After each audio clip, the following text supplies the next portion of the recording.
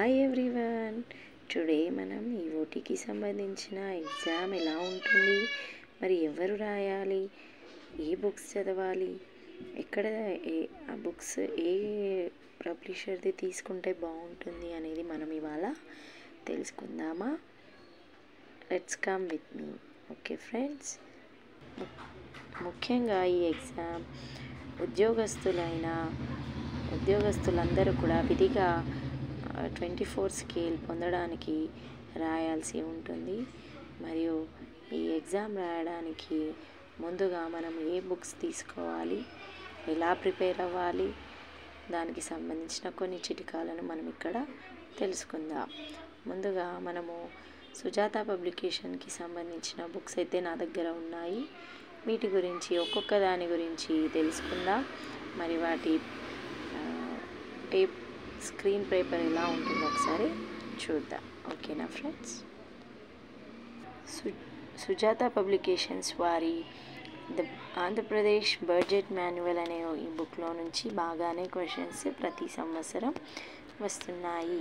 కాబట్టి దీని face sheet చూడండి ఫ్రెండ్స్, ఇలా ఉంటుంది. ఈ బుక్ గనక ఉన్నట్లయితే ఇందులో నుంచి వచ్చే క్వశ్చన్స్కి మనం ఈజీగా వెతుక్కుంటూ ఆన్సర్స్ చేయొచ్చు. దీనిలో ఉండే కాంటెక్స్ట్ చూద్దాం.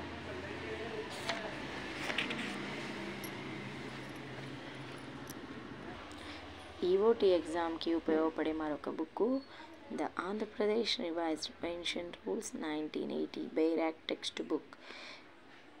సుజాత పబ్లికేషన్ వారిదే ఇది కూడా. ఈ బుక్లో నుంచి కూడా క్వశ్చన్స్ పెన్షన్కి సంబంధించిన సర్వీస్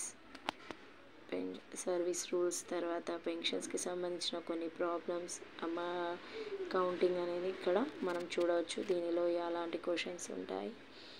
అలాగే మరొక బుక్ అయిన అకౌంట్స్ అండ్ ఆడిట్, ఈ బుక్లో నుంచి కూడా క్వశ్చన్స్ బాగానే రావడం జరుగుతుంది. ఇది కూడా బెయిర్ యాక్ట్ టెక్స్ట్ బుక్. అయితే ఇందులో నుంచి కూడా క్వశ్చన్స్ బాగానే వస్తున్నాయి. దీంతోపాటు మరొక బుక్ ఉన్నది, the Andhra Pradesh treasury code volume 1 Bayer act text book.